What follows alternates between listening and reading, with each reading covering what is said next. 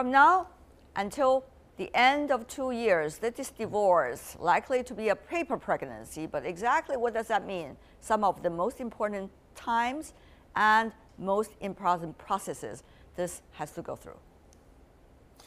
Well, I think that in terms of the timing, the deal, if any, that is agreed, will be fleshed out during the next 12 months, and that the following second year will largely be national governments and European institutions voting on whether or not to accept the deal. They're going to need some time for these national parliaments to debate. So the time frame for actually doing the deal isn't the full 2 years. It's really going to be in the next year. And I think it's going to be very difficult when you've got elections in France and Germany that will be happening that are going to delay negotiations. So it's a very difficult way of doing this divorce. That's true. It is not a divorce between the UK and the European Union. It could also become a divorce within Britain itself. Northern Ireland, for example, the so-called agreement in 1998, and also for Scotland, probably seeking an independence referendum. But Mr. White, are people really nervous? Certainly there is a sense of change in the air. In Northern Ireland, in my lifetime, we have seen the border between Northern Ireland and the Republic becoming less and less important as a result of the two sides both being integrated into the European Union. Now that Northern Ireland, which is part of the United Kingdom, will leave, that's going to mean that the border comes back, and that is bound to increase tension.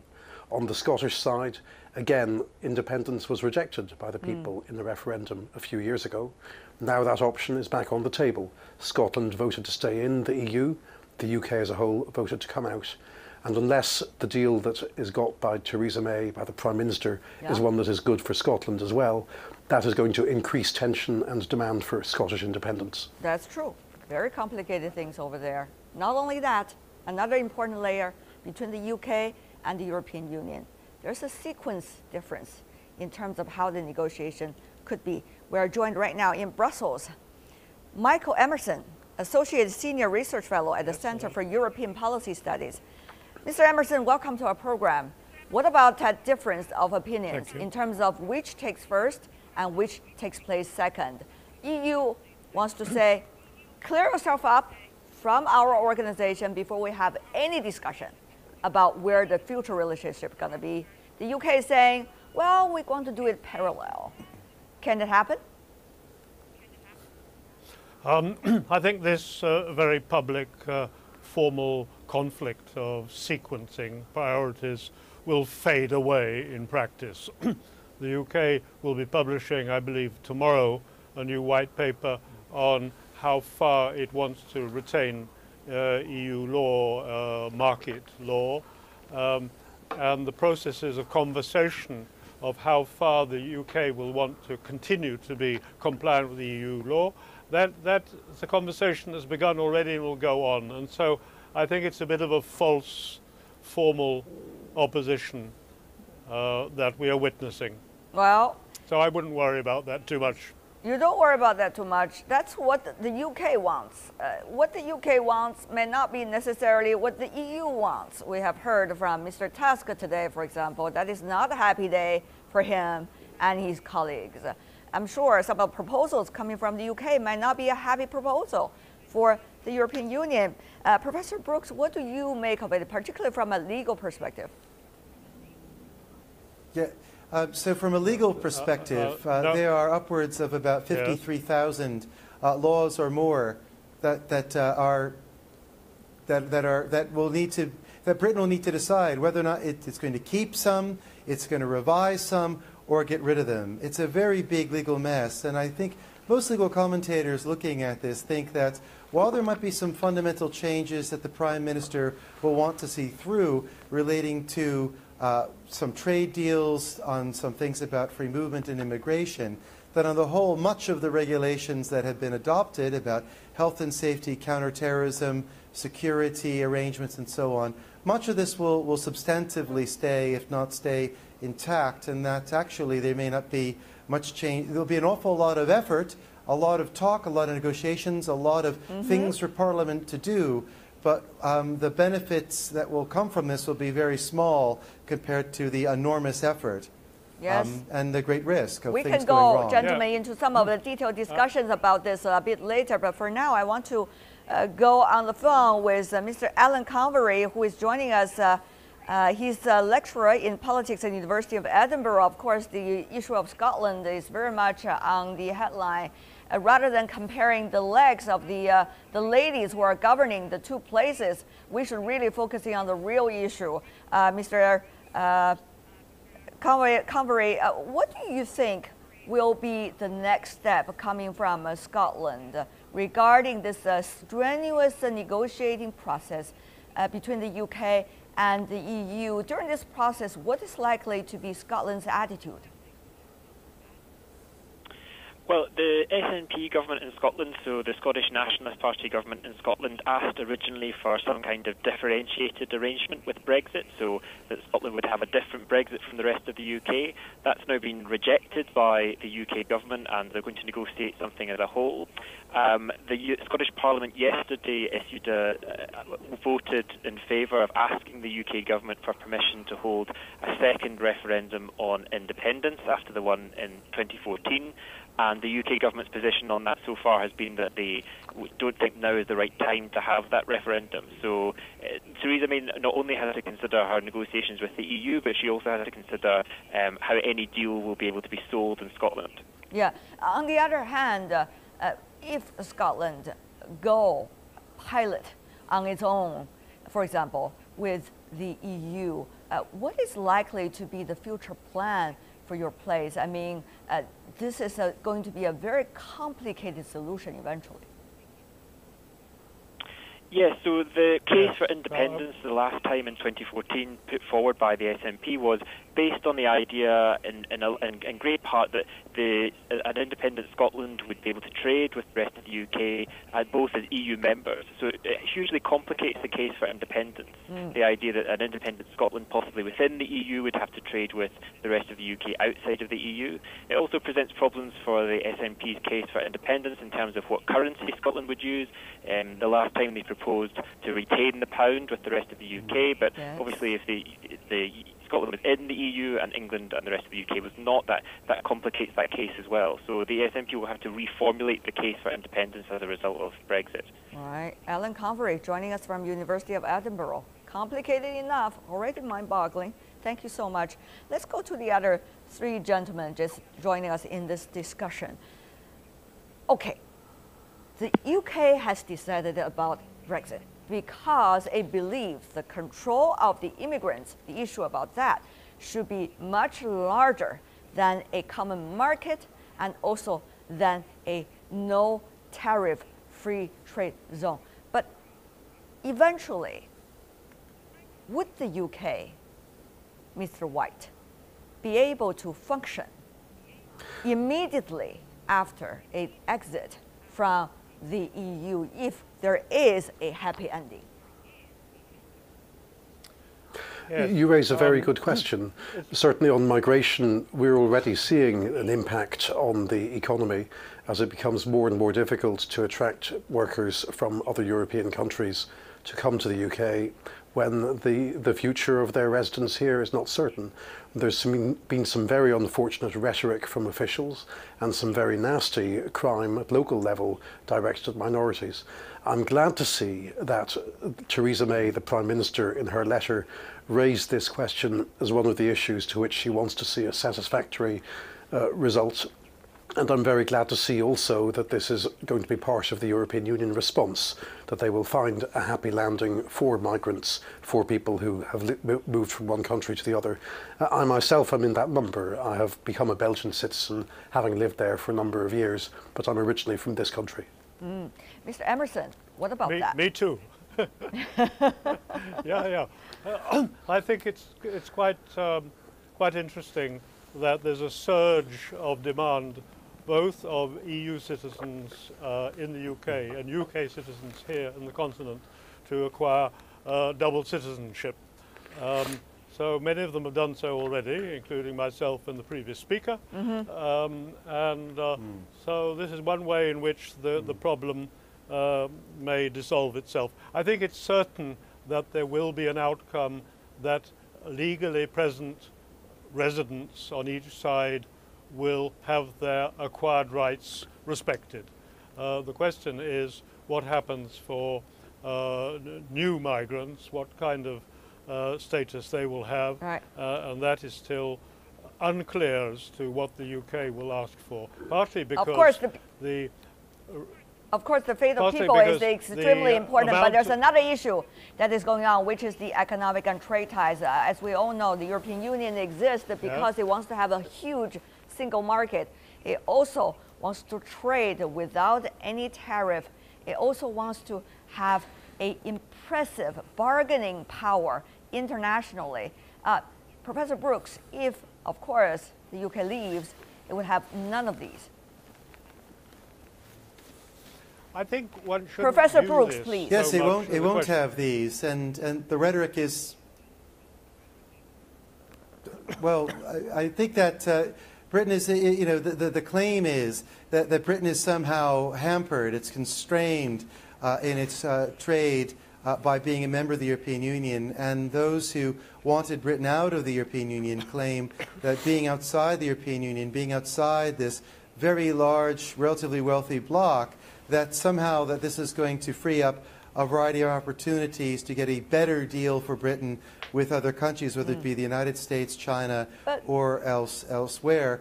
I think that the jury is still very much out on whether or not that's going to be possible, given, say, political events in America, for one. There are arguments, Mr. Emerson. Now it's your time to talk. 800,000 vehicles being sold in the UK market. And also you have a very impressive, I mean, the UK has a very impressive capital market. These are all very strong bargaining powers of the UK vis-a-vis the European Union eventually. But how much would this mean to the 27 countries bloc Well, now? I wouldn't view it so much as a question of bargaining power. The first point is for the UK government to say clearly what it proposes to do by way of retaining existing EU market law for financial services, for goods, food, etc. In principle, they're going to continue, they're going to simply transpose into UK law all the existing EU law. They can do that freely without having to negotiate anything. And so we await to see how far they are willing to go or wanting to go on that point.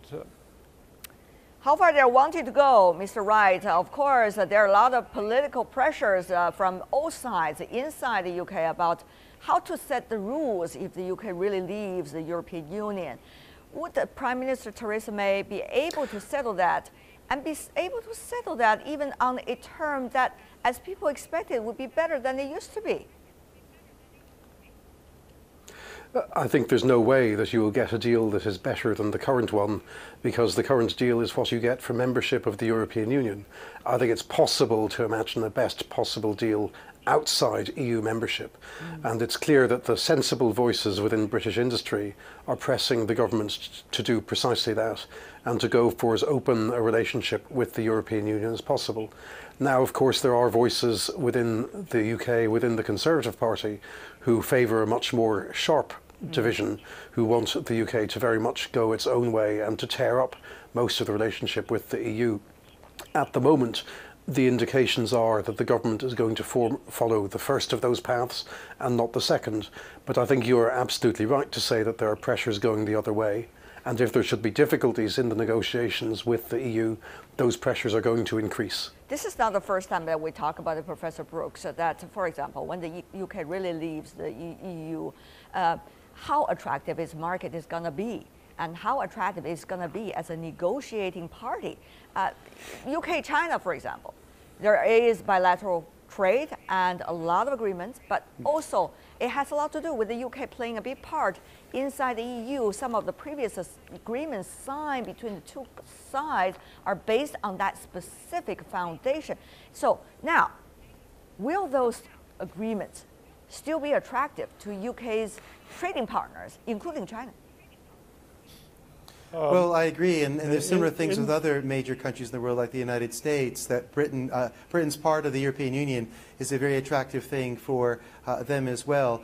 I think that Britain will be an attractive place to trade anyway, inside the European Union or not. So I don't think people will just stop wanting to trade with Britain. Of course, it wouldn't stop, but not necessarily on the same term. It does become something less attractive. I think that yes, I think that China will say wanting to do a deal with the European Union and or with Britain. If you've got one set of deals with the European Union and you might have something separate with Britain and that extra work and so on, Britain simply won't have that kind of global clout that it used to exercise. And I think that it does become a less attractive place. But that's if Britain does something different. If Britain largely does what I expect and the other commentator expects, is going to incorporate European Union law into British law, probably not change a whole lot, substantively in the short term anyway when it comes to much substantive around trade, then trading with Britain won't be all that different from trading with the European Union. It'll become less attractive.